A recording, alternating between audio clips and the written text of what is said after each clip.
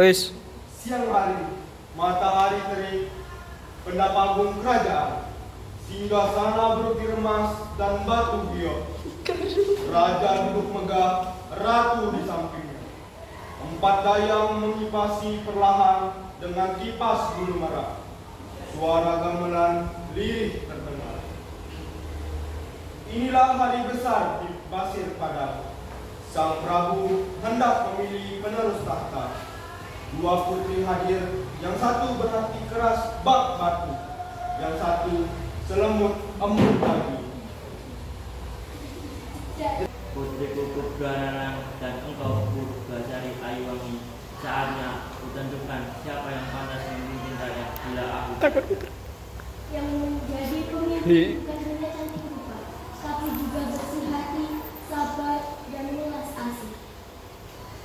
Purbararang melangkah maju, suaranya tajam. Aku, Purbararang, sulung dari darah kerajaan. Aku telah belajar memimpin, menata istana, dan mengenal adat. Aku pantas menjadi penerus tahta. benar engkau sulung, tapi bukan garis tua yang menentukan, melainkan kewajiban. Purbasari adikmu telah menunjukkan kasih kepada rakyat itu. Ia menyapa pelayan, menolong yang miskin, dan berbicara dengan rendah hati. Ampun ayahanda, hamba tak berani menolak kita. Bila tata itu amanah, hamba siap menjaganya. Bukan untuk kemudahan, tapi untuk rakyat. Purbararang mengepalkan tangannya. Jadi aku dalam pertama kerajaan ini dilangkahi oleh adik kecilku. Ini penghinaan. Tenangkan hatimu, Purbararang. Dengki hanya membutakan. Aku akan buktikan ayah. Suatu hari engkau akan menyesal atas keputusan ini. Begitulah benih iri telah tumbuh di dada Purbararang. Dan malam itu lebih gelap dari pekat dari biasanya.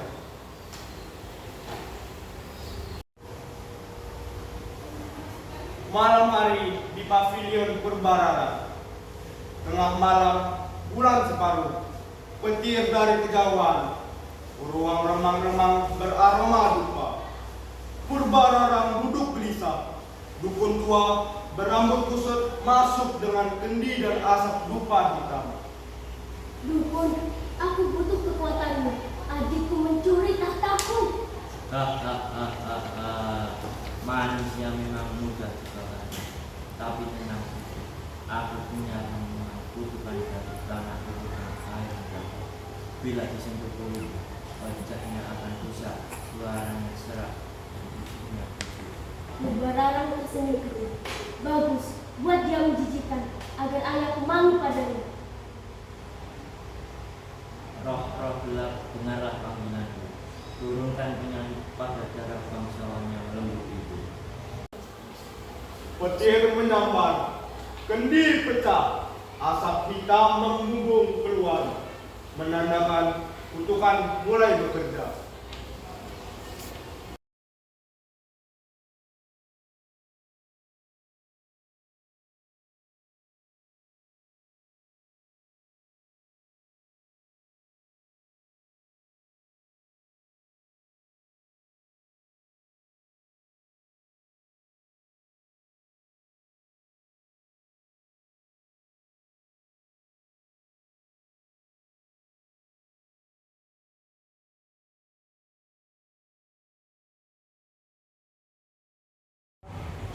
Purbasari, adikku hancur melihatmu, tapi kerajaan akan rusak bila melihat penyakit ini.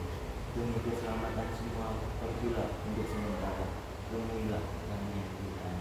Purbasari menangis. Ayahanda, jika itu titahmu, hamba akan pergi. Hamba percaya Tuhan Maha Adil.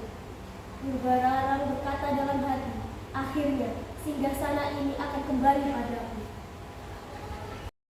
Di hutan rimba yang sunyi, waktu sore keemasan, burung-burung pulang, di tengah hutan, suara air sungai dan desir angin.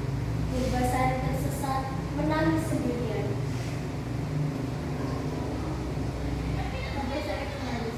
Ya Tuhan, hamba tidak punya siapa-siapa lagi. Semua menjauh karena wajah ini. Tapi hamba percaya, engkau tidak tidur. Tiba-tiba muncul Mbah Weto. nenek renta dengan tongkat bambu.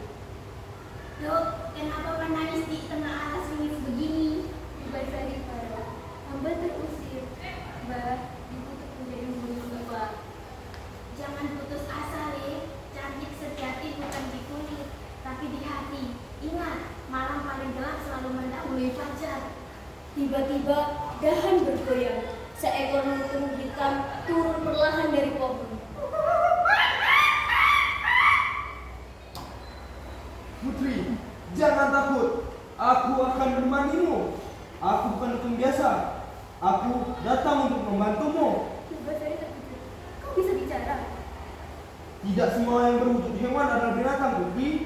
Kadang Tuhan menyamar bentuk yang tak disangka. Purbasari tersenyum melemah. Baiklah, lutung. Bila kau yang menemaniku, aku akan percaya.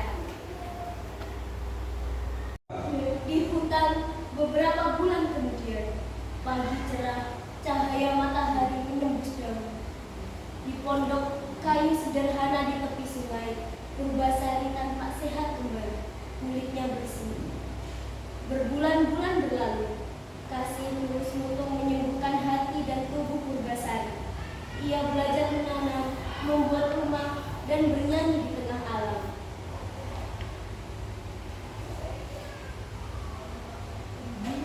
Purbasari tersenyum. Terima kasih sahabatku. Tanpa kau, mungkin aku sudah hilang dalam kesedihan. Senyummu adalah hadiah bagi dunia, Putri. Jangan biarkan luka masa lalu menutup cahaya hatimu.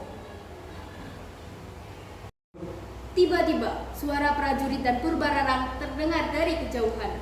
Purbasari, aku datang menantangmu. Mari kita lihat siapa yang lebih pantas jadi ratu. Purbasari tenang. Kakak, aku tidak ingin bersaing. Tapi bila ini kehendakmu, silakan. Lihat dirimu sekarang. Apa yang bisa kau banggakan selain seekor lutung kotor itu? Jangan mulai dari rupa, Tuan Putri. Hati yang kotor lebih buruk dari wajah yang buruk. Diam, binatang! Cahaya terang turun dari langit. Lutung berdoa, tubuhnya berkilau, berubah menjadi pangeran tampan bermahkota cahaya. Ya ampun, siapa pemuda tampan ini? Hamba adalah Guru Minda, utusan dewa. Aku turun untuk menguji hati manusia. Purbararang menangis. Aku kalah, hatiku dipenuhi iri. Ampun ayah, ampun adikku. Purbasari memeluk kakaknya.